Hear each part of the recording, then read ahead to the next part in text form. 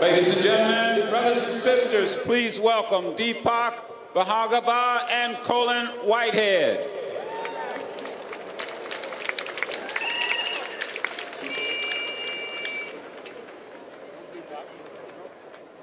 I'm here with Deepak Bhargava, and he is working hard to improve the lives of the poor and working class people.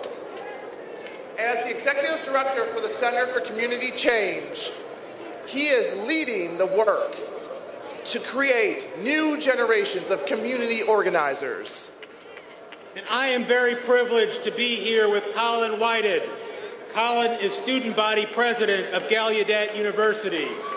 Gallaudet is the world's only university in which all programs and services are specifically designed to accommodate deaf and hard of hearing students.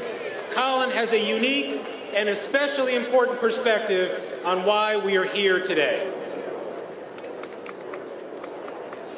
As Deepak mentioned, I am deaf. I come from a deaf family. I was raised in a very deaf community. And I go to Gallaudet University, which does not view deafness as a disability, but rather a culture. I've never considered myself a deaf person, and I consider myself deaf, but not disabled. And I will not rest until all disabled people can feel like I do, because they too are not disabled. With one nation working together, leading the way, we too together can accomplish that. Commitment to education means making colleges affordable without having lots of debt.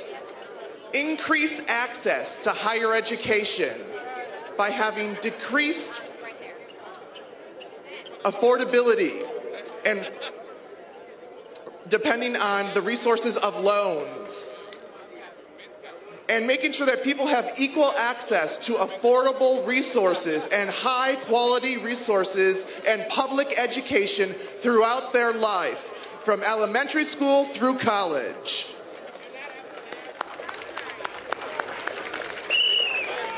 Brothers and sisters, my organization, the Center for Community Change, was founded in the memory of Robert Kennedy to support community organizing in low-income communities and to push for economic and social justice. Community organizing is more important than ever. Do you agree? The last few months in America have been rough.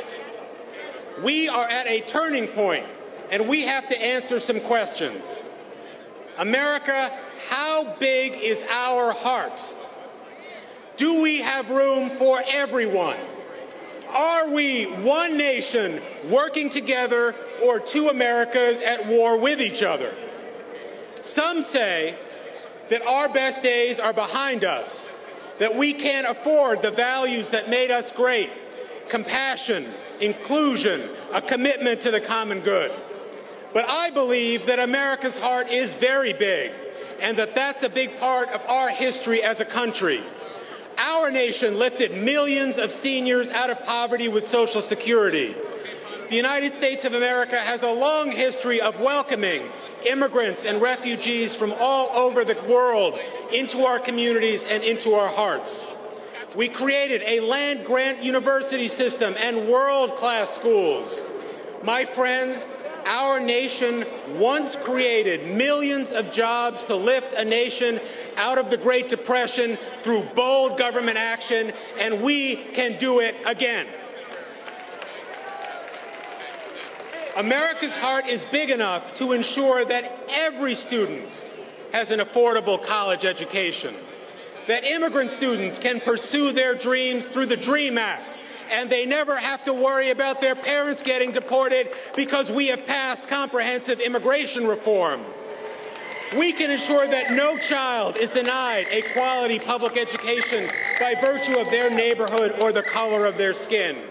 Our heart is big enough to afford increased federal support to institutions of higher education that provide opportunities to underserved communities, including women's institutions, historically black colleges and universities, and Hispanic-serving institutions. We say here today that America has a big, generous heart.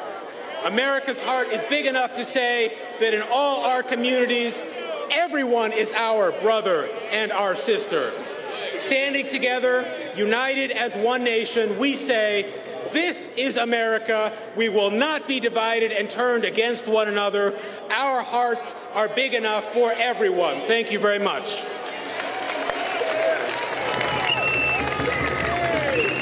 Brothers and sisters, please put your hands together for Eve Gomes and the Reverend Jesse Jackson, Sr.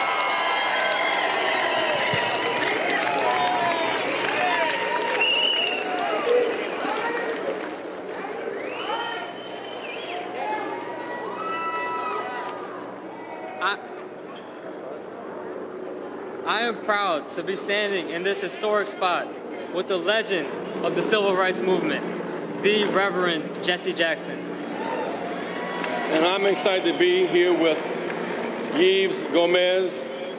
Only a few short months ago, the U.S. government was trying to deport Yves to a country he's never known. He's an example of the nearly 1 million students who dream of being able to be part of the American dream. But our broken immigration system stands in their way. Yves? My name is Yves Gomes, and I am 18 years old. My entire conscious life has been a realization that justice means we must restore opportunity for all.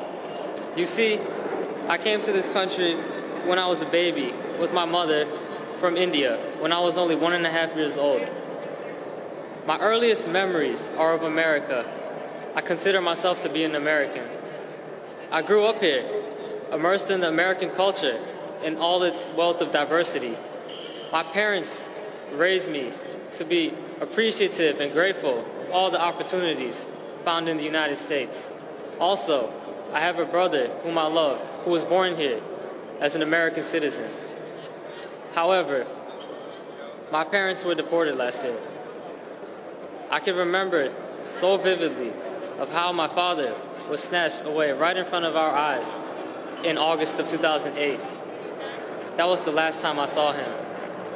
I remembered so vividly how my brother and I were forced to say goodbye to my mother at JFK Airport in July of 2009, and how that was also the last time I saw her. That moment was devastating to me, but ultimately I fulfilled part of my dream and their dream when I finished high school, got accepted into college, and received scholarships.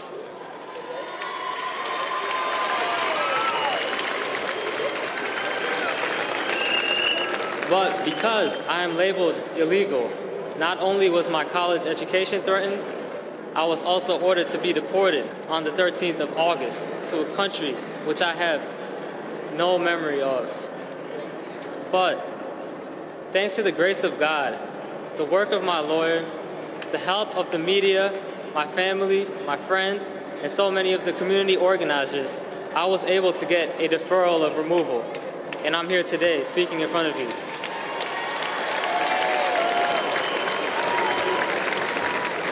And that day came just 3 days before I was to be exiled.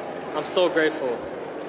But while I am ecstatic because I can remain in this country, the broken immigration system has torn my family apart.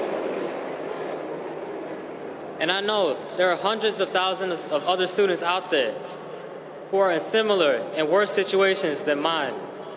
For each of us, the American dream is being denied. So for me, one nation working together means more than policy changes like the DREAM Act and immigration reform. It means first, we must come together to promote tolerance and understanding, not hate and fear. Thank you.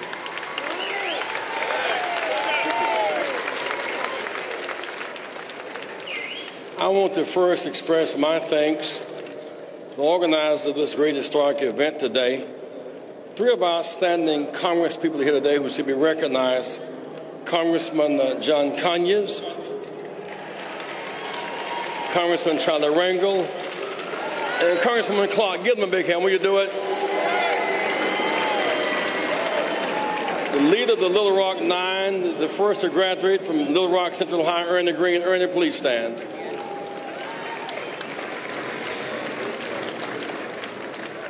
We come together today to not compromise the high standard of the American dream. Give me your tired, your whole masses, your poor who yearn to breathe free.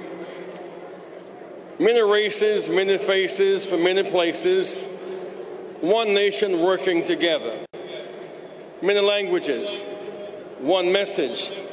Do justice, love mercy, and walk humbly before our God. One nation under God of many names, liberty and justice for all. We must hold high the standard of one nation. Milton, 47 years ago, I stood here with you and many SCLC family members, fresh out of jail in Greensboro, North Carolina, fighting for freedom. Today, we are free but unequal, too often unemployed. The wealth-poverty gap is getting wider. Midday in our politics, midnight in our economy. Expanding expensive wars are weighing on our budget and our souls. Rising privileges for the few, sinking holes of poverty from Appalachia to rural Alabama, to urban Detroit and Chicago. The polarization driven by government, subsidized wealth, and induced poverty. We must go another way. And so we march. In 1963, we left here with faith and hope. Today we can leave with the vote and the will to fight back. But don't surrender because it's tough. Our character is being tested. We've globalized capital without globalizing workers' rights and human rights and women's rights and children's rights and environmental security. Detroit, our industrial capital. Once the big three were GM, Ford, and Chrysler making cars. Now the big three are three casinos. We've gone from making cars to shuffling cards and rolling dice for luck. Detroit is the crown jewel of industrialization, but yet they've cut public transportation in every American city. Rising foreclosures, another million this year. 90,000 vacant lots and homes in Detroit alone. Not a single chain food store. Thus food desert and food desertion. Not one retail store. A shopping desert. Children without adequate nutrition. Dental care or reading glasses. Utilities. People choosing gas, water, and lights. Their spirits are broken. We must go another way. A month ago, 600,000 registered voters, only 60,000 voted. We must revive their hopes. Dr. King spoke of checks bouncing, marked insufficient funds. Today we have insufficient priorities. We must rise and focus on jobs now. With the job comes esteem, dignity, and security. A fair and balanced trade. Jobs now. Reinvest in America. Jobs now. Southside Chicago, Detroit, 20 vacant homes. We can now turn that minus into a plus. When I look at 90,000 vacant homes in Detroit or Chicago, what about apprenticeship training? Our youth might learn to become landscapers, tear down boards and build windows. Jobs. They need plumbers for 90,000 homes. Jobs. They need painters. Jobs. They need roofers. Jobs. They need electricians. Jobs. Stop killing an Afghan and rebuild America. It's called jobs now.